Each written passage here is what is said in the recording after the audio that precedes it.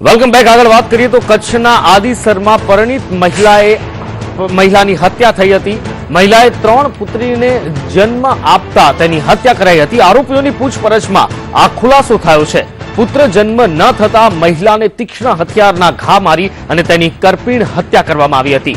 કચ્છના આદિસરની આ ઘટના છે કે જ્યાં મહિલાના પતિ, સાસુ સસરા અને દિયર તેમજ જેઠ પર હત્યાનો આરોપ લાગ્યો છે। ગત 16 જાન્યુઆરીના રોજ આ મહિલાની હત્યા થઈ હતી। આ મહિલાને 3 પુત્રીઓ જન્મી હતી। પુત્ર જન્મ ન થતા તેની હત્યા કરવામાં આવી હતી। હત્યા બાદ આરોપીએ રાધનપુર પાસે લાશને દાટી દીધી હતી, પરંતુ હવે પોલીસે આ હત્યાના ગુના પરથી ભેદ ઉકેલી લીધો છે। વધુ માહિતી આપી રહ્યા છે સંવાદદાતા હારૂન નાગોરી। હારૂન, વધુ માહિતી જણાવશો?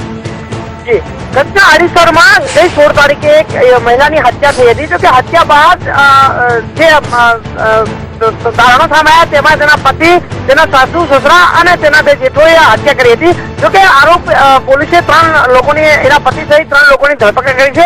ત્યારે નવો એક ખુલાસો થયો કે હત્યા કરવા પાછળનું કારણ જે જાણવા મળ્યું છે તે ચોંકાવનારી વાત છે, કારણ કે તેને 3 જ છોકરીનો જન્મ થતા, પુત્રનો જન્મ ના થતા આ હત્યા કરી દેવામાં આવી છે કે કરી દેવામાં આવી હતી અને પુત્રની તલાશમાં પતિએ પોતાની પત્નીની હત્યા કરી નાખી છે।